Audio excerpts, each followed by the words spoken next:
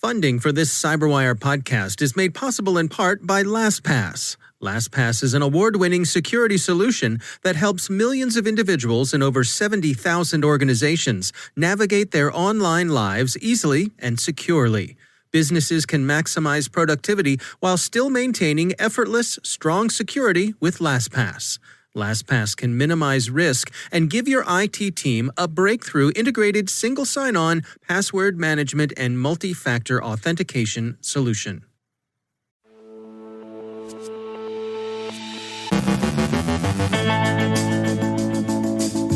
Zerologon is being actively exploited in the wild. The OldGremlin ransomware gang picks on Russian targets. Thought Fancy Bear was done with NATO? Think again. The US Treasury Department sanctions more organizations and individuals for malign influence operations.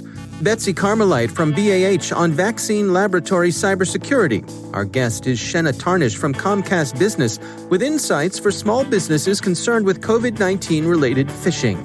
And 4 of the defendants indicted in the eBay cyberstalking case have chosen their pleas.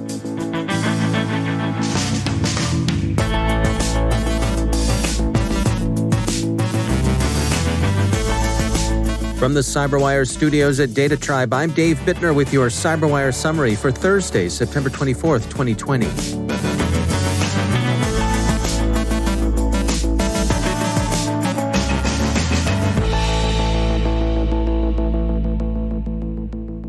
Zerologn exploitation is no longer merely a theoretical possibility. Microsoft has seen the Windows Server vulnerability being actively attacked in the wild.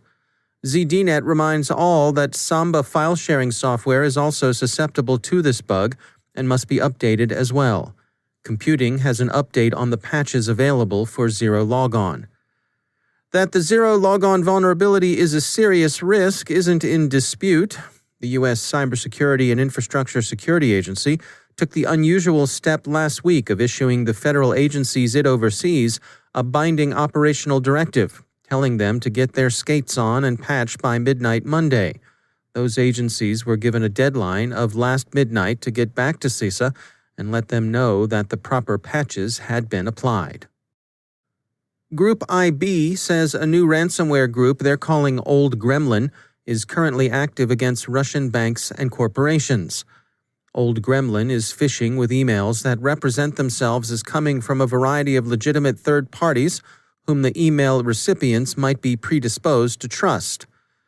RBC Business Consulting, a large Russian media holding company, the self-regulatory financial organization SRO Mir, an unnamed Russian metallurgical holding company, an unnamed dental clinic, and crossing the Belarusian border to another country in the near abroad, the Minsk Tractor Work. As Group IB, Singapore-based but with Russian roots, OldGremlin's target list is surprising. Group IB's report says, quote, "It is common knowledge that Russian hackers have an unspoken rule about not working within Russia and post-Soviet countries. Yet OldGremlin, made up of Russian speakers, is actively attacking Russian companies, banks, industrial enterprises, medical organizations, software developers. According to Group IB expert estimations, since the spring, OldGremlin has conducted at least 7 phishing campaigns." End quote. This seems to be sailing pretty close to the unforgiving wind, or to mix the metaphor, a little bit like tugging on Superman's cape, and it will be interesting to see how long they continue to get away with it. They've been at it since March, and the Kremlin is probably not too pleased with OldGremlin. Unless there are wheels within wheels here, OldGremlin is going to draw the attention of the organs in an unpleasant way.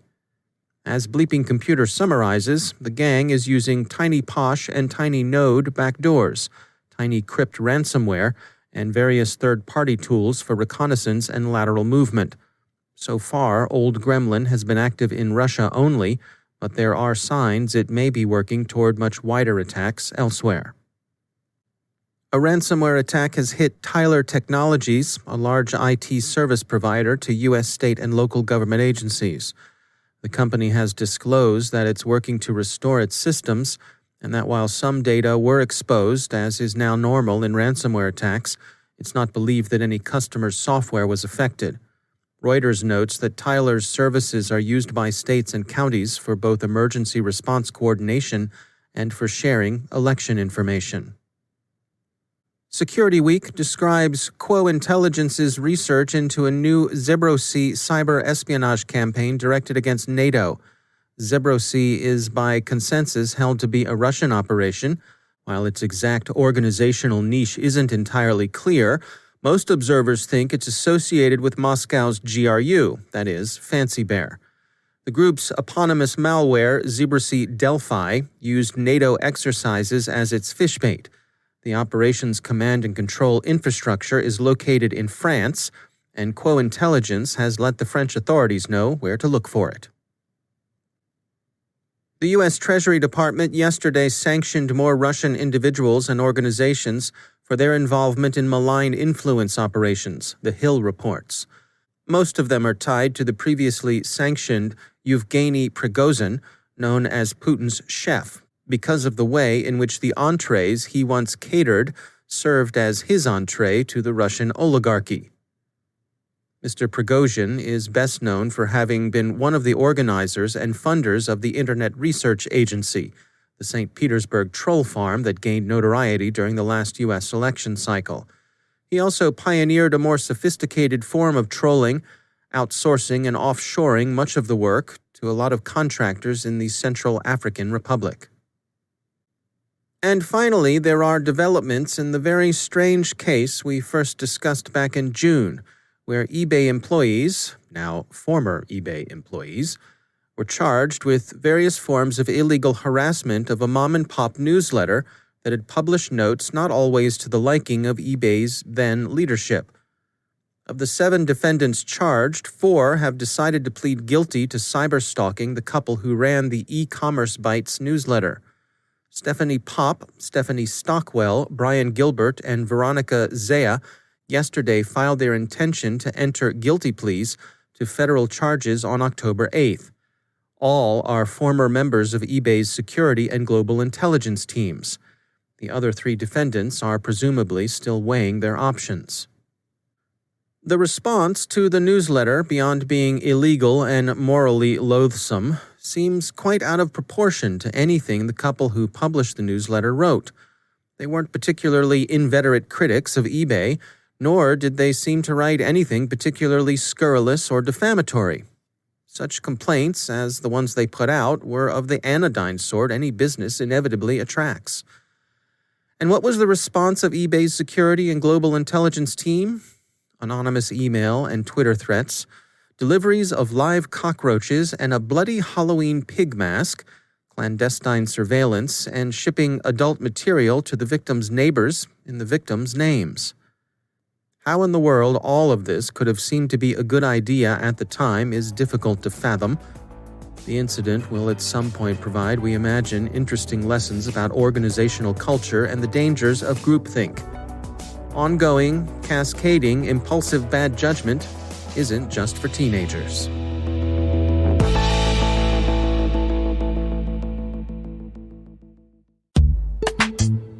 And now, a word from our sponsor, LookingGlass Cyber. For years, organizations have been working to keep up with threats by deploying new security tools. The result is a complex and inflexible security stack that is ineffective in today's micro-segmented, borderless, and distributed networks. To keep pace with the threats of today and prepare for the future, organizations need flexible protection around their unique network ecosystems. With a software-based approach to unifying your security stack, formerly disjointed tools can communicate with one another to disrupt and distract the adversary without revealing your defenses. With this flexible approach, security teams can easily scale their protection to fit their needs, with one integrated software solution requiring no specialty hardware. Meet Cloud Shield Eclipse Distributed Active Cyber Defense. Learn more at lookingglasscyber.com. That's lookingglasscyber.com. And we thank Looking Glass Cyber for sponsoring our show.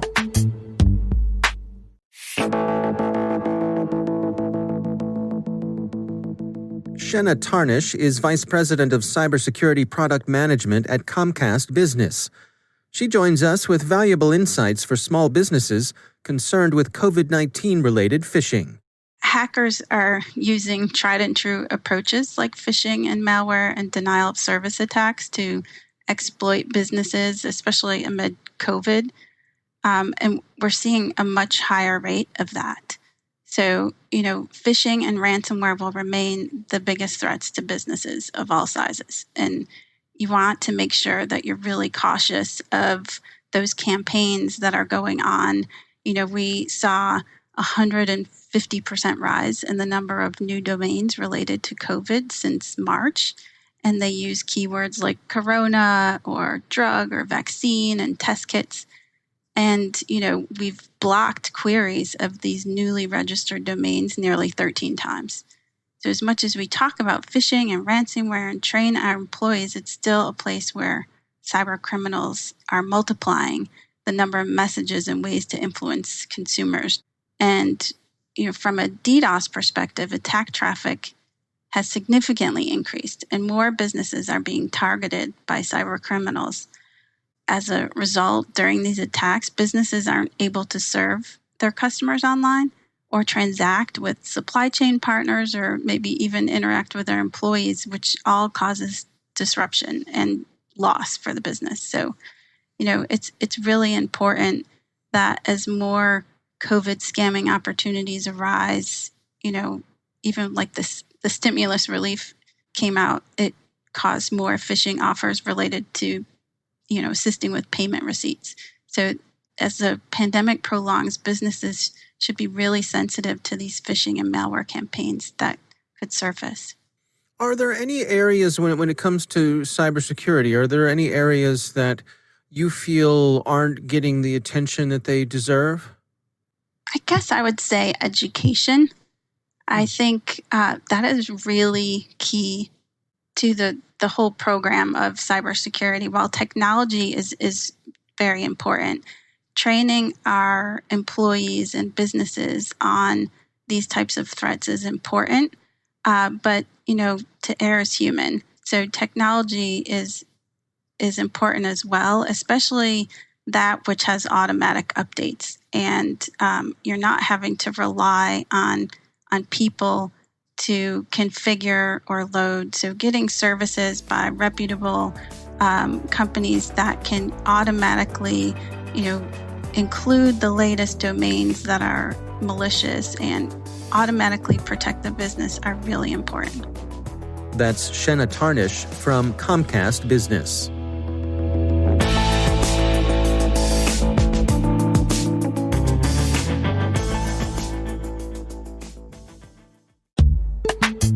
And now, a word from our sponsor, ExtraHop, securing modern business with cloud-native network detection and response. The massive shift to remote work has turned the reality of work on its head. With cloud and multi-cloud adoption, comprehensive visibility is more important than ever. But in order to protect your business, you need more than unified visibility. You need intelligence response workflows so teams can collaborate easily and act quickly. ExtraHop helps organizations like Wizards of the Coast detect threats up to 95% faster. As John Kreese, senior IT engineer, puts it, quote, ExtraHop is helping us accelerate cloud adoption by ensuring our workloads are secure. See how it works in the full product demo, free and no forms required, at extrahop.com/cyber. That's extrahop.com/cyber. And we thank ExtraHop for sponsoring our show.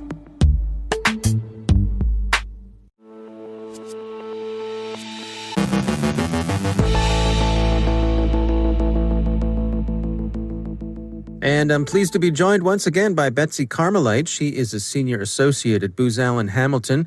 Betsy, it's always great to have you back. I wanted to touch today on some of the work that you and your colleagues are doing when it comes to cybersecurity in the lab. We've been hearing a lot about vaccine research, those sorts of things. What are some of the things that you all are tracking?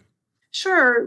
We're very much tracking how to keep labs secure with such a rapid increase in data generation, which ultimately introduces vulnerabilities. We're definitely seeing the increase in data, certainly PII, PHI, financial data.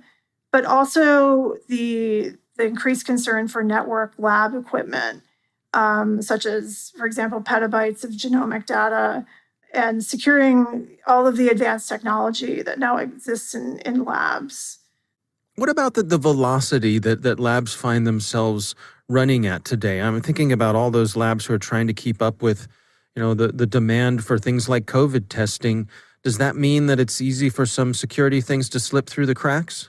Sure, and I think some of that kind of lends to the research culture, and in recent weeks we've seen this with some high-profile attempts to steal vaccine data and helping researchers understand the risk of what is an inherent part of their roles and jobs, which is data sharing, being collaborative, how much we collaborate, how we collaborate securely. And so given the nature of their jobs, especially in the current COVID-19 environment and the circumstance like a pandemic where we want to be working together, we really need to be balancing, how much we collaborate and the security around that collaboration. We're looking at information transfer and then the possibility of compromise of the integrity or confidentiality of that research information. Well, share with us some insights of what are some of the specific concerns that you have. What are some of the things that you all are tracking here? Sure. So in recent weeks, we've seen some of the reported high-profile attempts to steal COVID-19 vaccine data. We've seen the Department of Justice accusations alleging Chinese intelligence services that are targeting that COVID vaccine research. We've also seen similar accusations directed toward Russia that may have been targeting universities, organizations, healthcare providers as well. So we're seeing some highly sophisticated threat actors that are obviously cause for concern in a heightened crisis situation.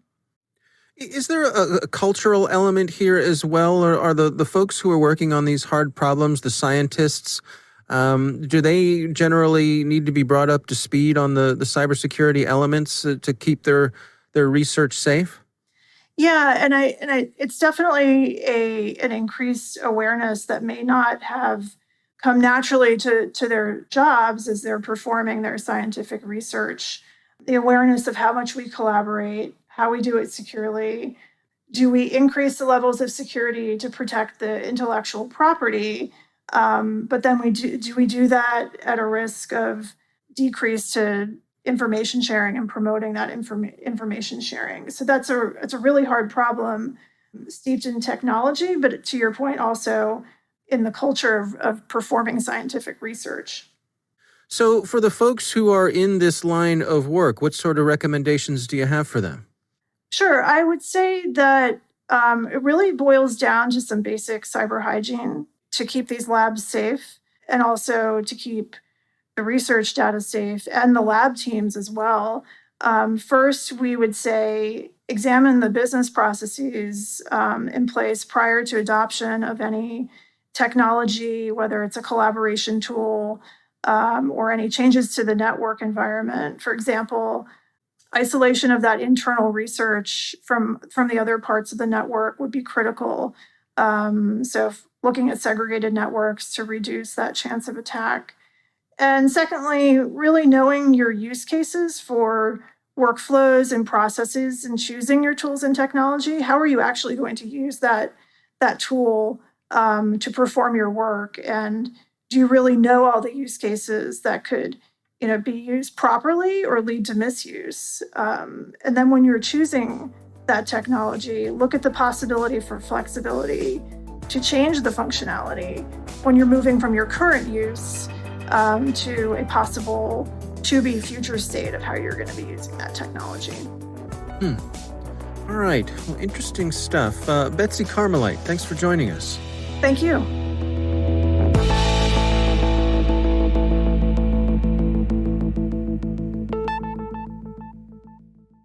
Thanks to all of our sponsors for making the CyberWire possible, especially our supporting sponsor, Proofpoint's Observit, the leading people-centric insider threat management solution. Learn more at observit.com.